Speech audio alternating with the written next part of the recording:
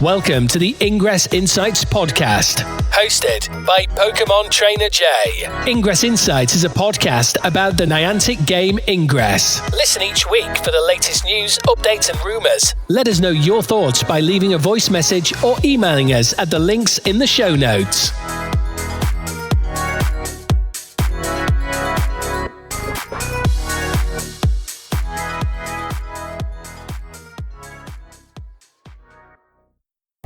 Additional intel available. Hello agents, and welcome to episode 57 of the Ingress Insights podcast.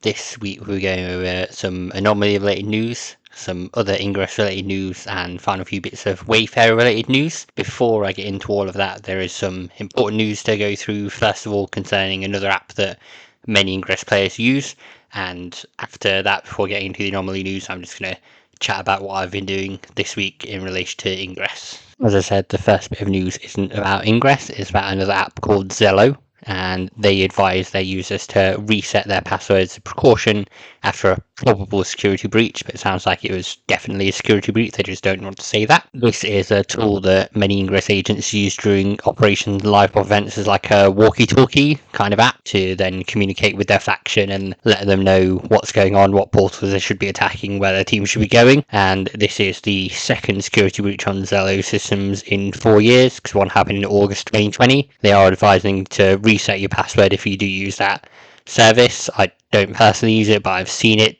get used at anomalies. I think I didn't know the name of the app before this came up, but I will link to the Zello support page and it'll tell you how you can change your password there if you do need to do that if you are using it. But just be aware, they say probable security breach, but it sounds like definite security breach from what I've read.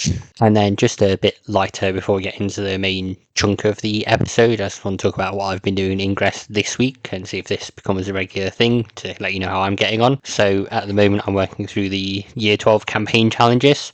I've done them all except for destroy 12 opponent fields. I've only destroyed 4. Unfortunately, there's not that many that are near me to do. I've been out and tried to do some. I may not end up completing the campaign. And besides that, I've been submitting a lot of stuff. I've got, I think, 40 nominations on hold from various things that I found. Some will go into Ingress, some will just stay in Lightship and be there for future games. Obviously, I did lots of editing during the Wayfarer challenge. Those have now mostly all been approved, and just updating things on there. And for my levels, I'm now level 12.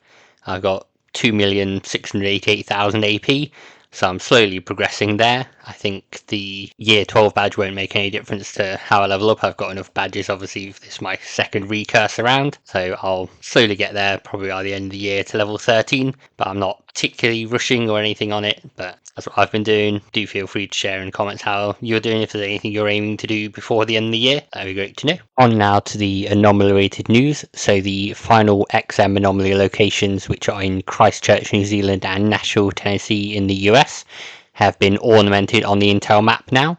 So if you go on the Intel map, you'll be able to see the play box for those locations. And that's, as I said, the final Erased Memories XM anomaly happening on December the 14th. So a little while away, but handy to know the play box. It's been noted that for Christchurch, the portals within the play box are 592. And Nashville is 268 portals in there. So it sounds like there'll be some close-knit battles in Nashville especially. So it'll be interesting to see how that plays out, but that will be our final event in the Erased Memories Anomaly series. So after December 14th, we'll have the final results and see who's won that series. Before that, we do have some skirmishes that have been announced coming up, so I'll go through the details of those. What I don't have currently is the AMER Skirmish results. That's happening today on the 16th of November as I'm recording at 4 PM local time in those locations. By that time, I'll be in bed in the UK, so those will be on the next episode that I go through those and see where there's been any upsets or anything like that. However, we do have locations announced for APAC and the EMEA regions, so I'll go through those locations, and I'll preface it that I may pronounce things incorrectly. Feel free to correct me if I do. I'll cover APAC first because their skirmishes are happening first, so those are on the 23rd of November next weekend. So the Shard skirmishes are happening. You've got one in North Wollongong in New South Wales, Australia, one in Perth in Australia, Perper in South Sulawesi, Indonesia, Johor Bahru and Johor, Malaysia, Ipoh Perak in Malaysia, Pattaya City in the Bang Lamang district, Chonburi, Thailand, Naga in the Camarine Sur in the Philippines, Daejeon in South Korea, Sasebo, Nagasaki, Toyama in Japan, Fukushima in Japan, Matara, Sri Lanka, and Lucknow in the Uttar Pradesh in India. For beacon skirmishes, those happening in Dunedin, New Zealand, Manado City in North Sulawesi, Indonesia, Bandung City in West Java in Indonesia, Taiwan in Keelung City, Takamatsu in Kagawa, Japan, and Hirosaki in Aomori, Japan. Again, I may have pronounced some of those horribly, leave it, let me know, but those are all the ones for the APAC locations, again going from November the 23rd from 4 p.m. local time to 7:40 p.m. local time. The skirmishes in the APAC region are quickly followed up the following week by skirmishes in the EMEA locations. So those are on November the 30th, similar times, 4 p.m. to 5:40 p.m. local time for those areas. So I'll run through the list there. So we've got Salzburg, Australia. These are all shard skirmishes. Aarhus in Denmark, Tampere in Finland, Rennes in France, Bremen in Germany, Czechosmet in Hungary, Caserta, Italy, Kristiansand in Norway, Bialystok in Poland, Bucharest in Romania, Castellon de Plana, Spain, Malaga, Spain, Vassarus in Sweden, Coimbra, Portugal, Oxford, England, Newcastle upon Tyne, England, Cork, Ireland, and then just 2 beacon skirmishes to finish that out. So one in Marseille in France, and the final one in Plovdiv in Bulgaria. So that's all the skirmishes that we've got coming up for the rest of the Erased Memories Anomaly season. So the EMEA region sees us out there as the final skirmish for 2024. We didn't have any in December. We just have the XM Anomalies, as I mentioned before, in Christchurch, New Zealand and Nashville, Tennessee to finish out the year and the Erased Memories series. In that skirmish list for the EMEA regions, obviously there's a few that are happening in England. I can't tell you whether I'm going or not because it'd be OPSEC to say that, but I'll certainly have a look more closely at those locations, see the action going on there when it's that time to see what's happening and which side is winning. So it'll be interesting to see how it goes in locations that are closer to me for a change. This next bit of news is anomaly adjacent, I would say. So it's not scoring any points for the anomaly season, or giving any badges or anything like that. It's just a special event outside of the Erased Memories season, but I just wanted to cover it on here. So Niantic posted on the 11th of November an article called Spooky Action at a Distance. They added a note later to say this shard battle is a special event outside of the Erased Memories season. Medals will not be awarded and results will not count towards season scores. Agents, the NIA research team theorised that a phenomenon of unknown origin and potential is about to unfold. An impromptu XM shard battle is predicted to occur on the 7th of December 2024 from 4 p.m. to 5:30 p.m. local time. The epicenters of this theorised event are Meiji Park and Laguna Main Park. It is believed that multiple waves of shards will manifest during this period with at least one shard target portal per faction per site anticipated. We've also received word that NIA representatives intend to conduct on-site investigation at both sites in person during this phenomenon. The implications of this potential event are shrouded in mystery. We have little information to base predictions on and cannot foresee how the outcome of this battle might affect any universe, known or unknown.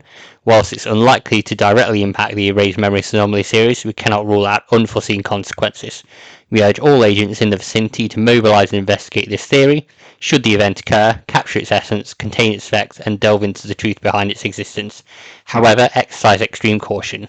We cannot guarantee the safety of those who engage.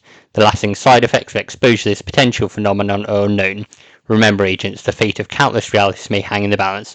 Approach this theory and any subsequent events with the utmost vigilance and determination. So as a TLDR for all the law, basically some people from Niantic / the Ingress team will be attending events in Meiji Park and Laguna Main Park that they're running as, it sounds like, some kind of test to see how agents approach that and what they do, even though it won't count as part of the Erased Memories season. So it'll be interesting to see what goes on with that. Moving into the non-anomaly news now. So Niantic have put up a post where you can apply to host the mission day in 2025. So they post that on the 13th of November. And you can see here the 2025 mission day guidelines, the application form for the 2025 date. So if you want to do one for Q1, you need to apply by the 25th of November, and they're targeting announcing that in December. If you want to apply for Q2, April to June, you need to apply by the 2nd of December. If you want to apply, and then that will be announced in January. If you want to apply for Q3, then you need to apply by the 3rd of March 2025, and then plan to announce that in April. And then if you want to apply for Q4 2025, if you're thinking that far ahead already, you need to apply by the 2nd of June 2025, and they're planning to announce that schedule in July. So I'll link to the post that's got the mission day guidelines, all the application forms, and details about what it is. So do talk to your other faction if you're planning on hosting a mission day and get something together, and then see how you go from there. Now, just a reminder that the Year 12 event is wrapping up. So we've had double AP, double hack output, nice drone cooldown, and overclock glyph hack improvements, well, duration being extended, as well as the experimental weapon tuning to bring the XMP damage up to an extra 30%. So that runs until the 18th of November 2024 at 5 p.m. UTC. And after the event ends, the Year 12 Catalyst Medal will be distributed to anyone who's earned more than 1 AP during like the last year. So as long as you've played Ingress a bit and done some actions, you're fine, you're covered on that. I suspect that the digital kits will also go away shortly after that, the Hulong, IQ Tech and Visor Technology ones. So if you want to pick those up, do that before they vanish off. But let us know how you've found the Year 12 event, whether you think the bonuses have been good, whether you think the badge looks decent, and then I'll get moved on to our next part and discuss the Year 12 merch as well. As I mentioned, the Ingress team have added some Year 12 merch to their store via Amazon.com. Mainly they seem to be the Ingress Year 12 badge, the Catalyst one, on a long sleeve shirt and t-shirt, as well as a Year 12 tote badge, which is a stylized Roman numeral for 12. They look okay. They seem a bit expensive for what they are if I'm looking at. So the Ingress Year 12 long sleeve shirt is nearly $35, whereas the regular short sleeve shirt is $29.90, and the tote badge being almost $20. I can't buy them anyway because they're not listed on Amazon.co.uk or on Niantic Supply. I'm not sure why they don't print a few shirts and keep them in the Niantic Supply warehouse, wherever they keep everything for that. That'd be nice so that everyone could access them, but there's quite a range of Ingress merch now available, from shared memories to even the Mr. Cheeks enlightened shirt, things like that. So I think there's quite a range of Ingress merch. It's, like I say, a shame it's not all on Niantic Supply as well. If you do have access to Amazon.com, you can pick up a load of Ingress stuff and wander around wearing Ingress merch wherever you go. I'd be remiss after talking about Ingress's merch to not mention my own merch for the Ingress Insights podcast that you can get at the link in the show notes where it says about buying a t-shirt or mug. That's all via TeePublic, and they have regular sales on for Thanksgiving, Black Friday, Christmas, things like that. So if something looks too expensive right now, just wait for a holiday, pick it up then. I always appreciate that. There's of things that I've sold so far, but I'll work on some new stuff, as I keep saying in the outro, for the new year. Talking again about more things you can pay money for, some agents have been offered a free 1 month trial of Core via their Ingress app. So it asks you to start a free trial and then you can reap the benefits for that straight away, such as getting a Core badge and getting the Core loadout on there. It's unclear how it's being offered, whether it's certain OS or certain devices or lapsed people that had Core and now don't have it. But do check your screen when you go into the store. You may be offered a free trial and it's worth taking up and then just cancelling straight away just to get an extra badge, and then see how you feel, see whether it's worth having the extra inventory and continuing on with that. And one final thing you pay money for as well, the Christopher Brandt badge has now been added to the store. So this is rounding out our Ingress the animation characters. If you don't remember Christopher Brandt from the anime, he's the guy in the first episode, or second episode I think, that walks in and then blew himself up. Costs 30,800 CMU, as with all the normal badges. Comes with what we're kind of used to now on the loadout kit. I think after we get Sarah Coppola later in the year, that will round out our last few Ingress the animation characters. So that'll have to be something different for the future Anomaly series in the store. I suppose it will be previous characters, unless we suddenly get an Ingress the animation season 2, which I think is unlikely. But I think it makes sense for them to use these characters and the art to sell a badge. They don't need to do anything there, just stick it in the frame and stick the right colour behind it. So not taking them much effort to do that at all. And then next up isn't something you can buy, but I wanted to talk about Niantic Spatial briefly. A new Niantic website launched this week. It's not for a game, but for Niantic Spatial, and I won't go into the full details of it, but much like companies are building a large language model for AI purposes, they are planning to build a large geographical model for mapping maps basically, and getting the 3D images there using the scans that have been provided by players or using the scans from Scaniverse. The tagline on the site mentions, "We are building a geospatial AI model for perceiving the world. Niantic's spatial platform unlocks the potential of spatial intelligence to transform how people and machines understand and interact with the physical world." As I said, I'll link to the website and the Niantic blog post, and you can read more details on that. There's quite a lot of technical language regarding AI and, like I said, large language models, large geographical models that they're planning to do.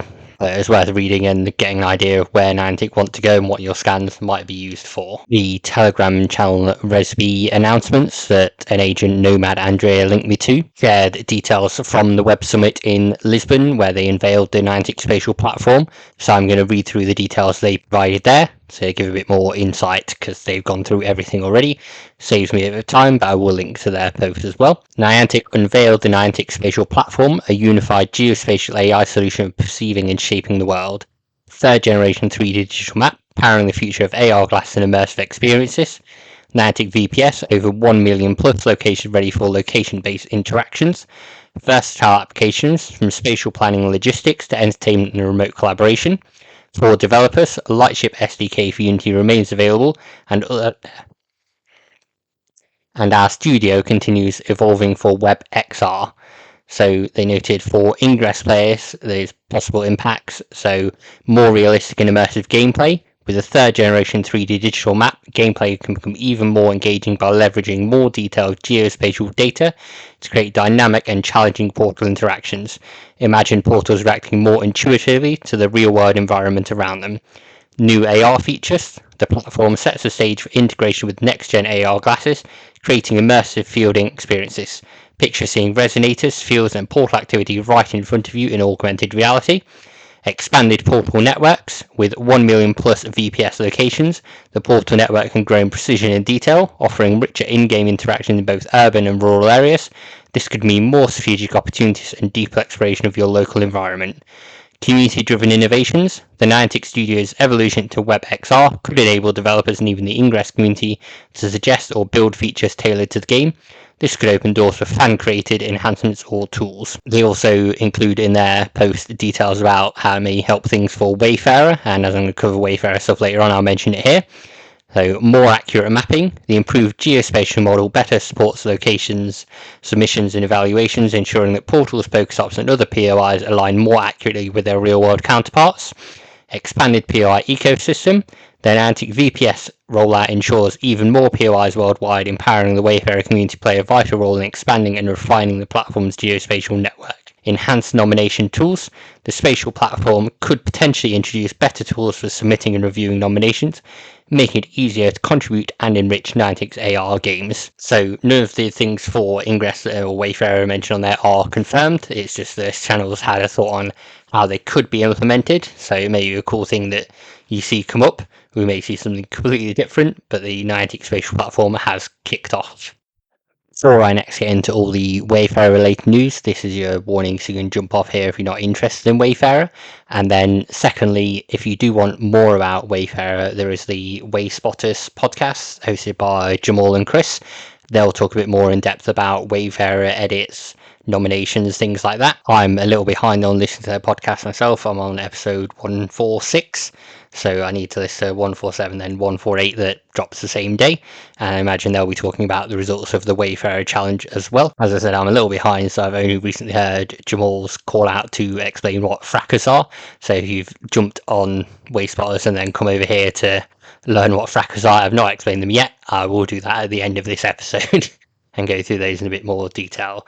So next up for the Wayfarer stuff, I'm going to talk about the end of the Wayfarer challenge, when you get your rewards, and a new Wayfarer challenge that started as well. Hey, this is Sim, Global Product Marketing Lead for Peridot, and you're listening to Ingress Insights.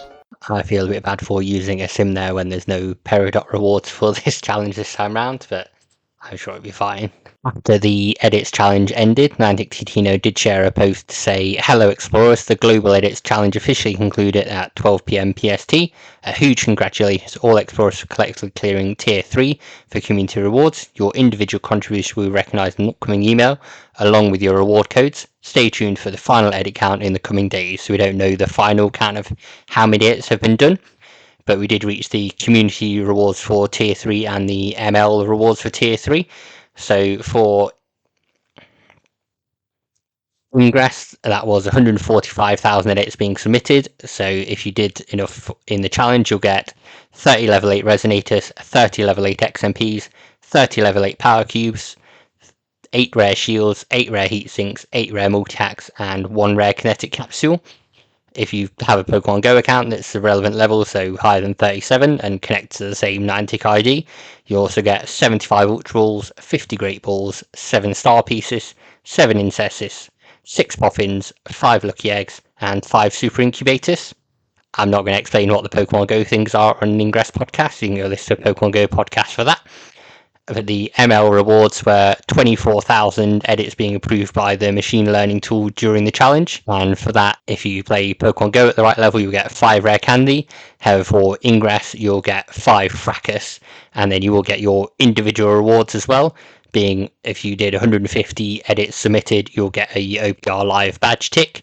I think I did about 220 in the end off the top of my head without looking. I think it was an interesting challenge rather than reviewing. I did do a little bit of reviewing here and there, even though it wasn't required, just to see what edits were coming through and what people were trying to change. There was a few people where I saw them just taking periods off, adding them on and changing titles they didn't really need to change. So I'm not sure if there's been some abuse on there. It was mentioned by Tintino in a previous post that they'd seen some, hopefully not too much, but it'd be interesting to see how this evolves, whether we go back and forth having an edits challenge and then a review challenge, and how that can be managed. Hopefully it's helped to train the machine learning tool a bit better, because it sometimes sucks at selecting the right edits, especially when there's no description at all and you add one and then it rejects. So I don't get that. As I said, those will be coming out, the rewards, between basically now and November the 29th. What's happened in the previous challenges is if you have, say, a Pokemon Go account only, you might get those rewards first, and then if you have an Ingress account only, they may be second, and then usually it's the people that have an Ingress account and a Pokemon Go eligible account for Wayfarer that get their emails last. So whilst it sucks having to wait, you are getting the most stuff, so that's nice. The OPR Live badge tick will be just applied to your profile. You won't get an email to receive that, but there'll be an email with codes on. As I mentioned at the start, it's a bit odd there weren't any Peridot rewards this time around. Maybe they didn't think it was enough involvement, enough to do with their players on there, because they can't access Wayfarer at the moment anyway. I would like to see some Pikmin Blue Monster to Now rewards in future. That would be nice to see. And maybe something like a scanning challenge. Now they've got Scaniverse. We do have a new challenge that's been announced that's actually almost over, so I'll cover that next. The latest Wayfarer challenge started on the 13th of November and it concludes on the 18th of November at 12 PM PST. It was announced by Niantic Tintino in the Wayfarer forums with Wayfarer Challenge Brazil. So they said, "Hello Explorers, in partnership with our Brazil Pokemon Go team, we're hosting a Brazil Wayfarer Challenge as part of an ongoing campaign leading up to City Safari Sao Paulo. This is the very first time we're running this type of collaborative campaign, and if successful, we hope to bring it to many other City Safari locations in the future. This challenge will only be able to explorers with at least one location type within Brazil: home location, bonus location, recently played location. Similar to other challenges, eligible participating explorers will be able to earn exclusive in-game rewards by clearing at least one of the community reward tiers. Please note, location resets will not be made for this challenge, as this challenge is intended for the Brazil community. Location reset for the larger explorer community will take place next week post-Brazil challenge. So the details are as it says below. So it's from the 13th of November 12 PM PST to the 18th of November 12 PM PST, with rewards being distributed between November the 19th and November the 29th. Anyone that reviews more than 50 will get the community rewards. For tier 1, it's 5,000 contribution resolved, which gets you 2 raid passes, 1 star piece, 1 incense, and 1 lure module. 10,000 contribution resolved at tier 2 is 3 raid pass, 2 star piece, 2 incense, 2 lure modules, and 150 max particles. Tier 3 is the highest tier, being 20,000 contribution resolve, which is 4 raid passes, 3 star pieces, 3 incense, 3 lure modules, 300 max particles, and 1 super incubator. For this Brazil challenge, as it's a collaboration between the Pokemon Go Brazil team leading up to an event there, There are no Ingress rewards for it, so there's no incentive for Ingress agents in Brazil to do reviews and get those rewards if they don't have a Pokemon Go account. I think agents in Brazil would have leapt at the chance to get an extra OPR Live badge tick if that was offered for this short time, and gone a bit crazy on reviews after having an edits challenge only, especially as they come through at the same kind of time, I'd imagine. So you could get 2 ticks on OPR Live within a month, which I don't think has happened before. And then with this Brazil challenge, from what I've read, it's not been going well. Last numbers I read from the Brazil community were they'd resolved under 2,000 contributions, and obviously tier 1 is 5,000 contributions being resolved. It'll bad if they don't hit at least tier 1, so I don't know what the team can do to try and encourage that. As I said, they could bring in Ingress players, that would help out and offer some rewards there. I don't think it's likely with just 2 days to go, 1 day as you're hearing this, so I don't know what happens if they don't reach tier 1. Is that challenge then a failure and they do no more? Did they overestimate how many contributions they get resolved based on the global numbers? People in Brazil who play Pokemon Go not that interested in reviewing? Has it not been communicated well? I know there was a blog post on a Pokemon Go, the official Pokemon Go news site, to say what the challenge was and how it was running and what the rewards were, but I don't know how well it's landed with the Brazil community. I'm not part of it, but to be getting under like half of tier 1 doesn't seem good so far, so I'll report back on how that's gone in future, but not looking great. I don't know what they can do. I don't know if they can get Ingress players involved and offer something that would entice people in those last few days, but I have to see how it goes and then update you all once it's concluded. Agents and Wayfarer users who had been reviewing during the challenge had noticed some of their ratings drop down, so going from great to good or going down to poor, and Niantic acknowledged the issues recently. So he said, "Hello explorers, thank you for those who shared their experience with the rating drop during the challenge or around the challenge time. We have been actively investigating the matter and have identified the issue. In the coming days we will work on pushing out a fix and will update the community once the issue has been resolved and any possible remedy to those impacted by the issue." So there's been a few posts in the Wayfarer forums for people saying their rating had dropped and they thought it was due to the challenge going on, and things go a bit topsy-turvy and a bit weird during the challenge for more people being involved for whatever reason, but it sounds like they've identified the issue now, so there's no problem there. Then the last bit of Wayfarer news, just to remind you that rewards will come out by November the 29th. As has been mentioned, that one of those rewards are Frackers. So normally Portal Frackers can only be purchased from the in-game store. They have been sometimes given as part of these Wayfarer challenges in the past. So one Portal Fracker costs 4,800 CMU, and 10 cost 28,800 CMU, so they are quite pricey, so getting 5 is quite nice. And maybe you've not had a Portal Fracker before, because like I said, they cost, so you don't normally encounter them in free to play. So what you do with those is you put them on a portal. You don't add them in a mod slot or anything, you choose them from your boost menu, and then when you deploy them, they last for either 10 minutes or 150 hacks total among all agents. So if you have a load of agents gathered around, you can deploy a Portal Fracker and you've done 150 hacks before the 10 minutes runs up. They don't occupy a tool mod slot because they're not a mod. They're something you put on like a firework or a beacon. And during the time the frack is active, like I said, either 10 minutes or the 150 hacks, the portal's hack yield for all agents is doubled. So if you hack it and you're going to get 1 XMP, you'll get 2. If you're going to get 2, you'll get 4. It will show you that on the screen as you do your hack. You'll be able to see it increase. It's worth noting they may not have the same rarity, so you might end up with a rare and a common portal shield rather than 2 portal shields, and it's got no effect on the portal's cooldown or burnout rules, which I will cover in another episode because I've not really discussed that yet. It's worth noting a Fracker is kind of like a bomb, so when it expires it removes 50% of each resonator's remaining health. Some people do then use them for kind of a tactical advantage to deploy them and knock down a portal quite a bit and get rare items from it in the meantime. But as I said, if you did the challenge and got everything on there, you will get 5 of those, so use them carefully because like I said, they usually cost, so be aware of where you want to use them. But as I said, how you use them is from the boost menu on your inventory and then select which portal you want to add it to, and then you'll see an orange kind of flare light up from it, so you'll know there's a fracker on it, and you'll be able to do your hack, get a lot of decent items. As I say, it may be the first time you've ever seen one or ever used one, so I want to elaborate a bit on it. Plus, Jamal mentioned it on the Wastewaters podcast, and I realised I hadn't really covered it, so consider that covered for this episode. That's all the Ingress and Wayfarer news updates, things like that I've got for this week, so I'm going to move on and get things wrapped up and just give you a few little podcast updates. Thank you, agents, for listening to this episode of the Ingress Insights podcast. Just to give you some updates on things you might see. So Spotify for podcasters that I use for this podcast has now changed its name to Spotify for Creators.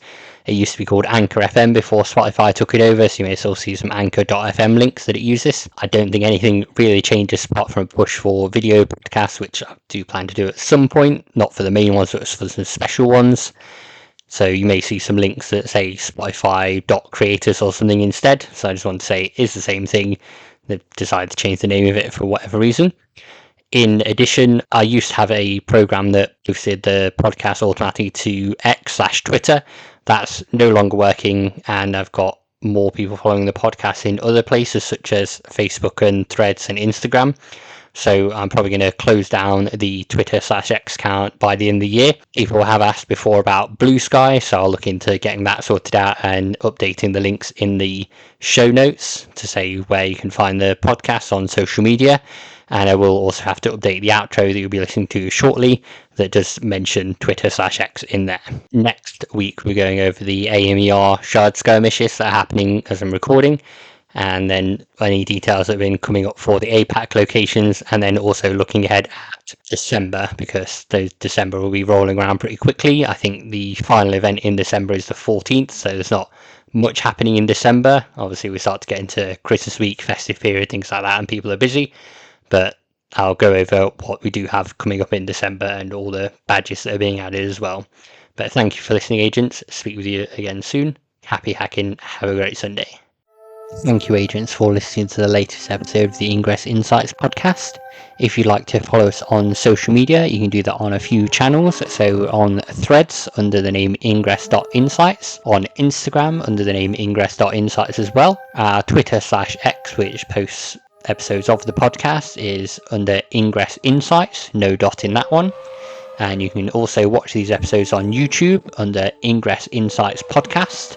You can send us a voice message by visiting the podcaster's Spotify page. And finally, you can buy Ingress Insights merch, such as mugs, pins, t-shirts, by going to epublic.com/user/ingress-insights. And on there, you'll see all the designs that we've got listed at the moment. There are some new ones that will be coming up at some point soon, but you can buy your Ingress Insights mug, hats, t-shirts, tote bags, anything like that you want. Thank you again for listening. Hope you tune in next week. If you do like the show, please do rate it on the podcast service you're listening to. I look forward to speaking with you all about Ingress again. Intel package transferred.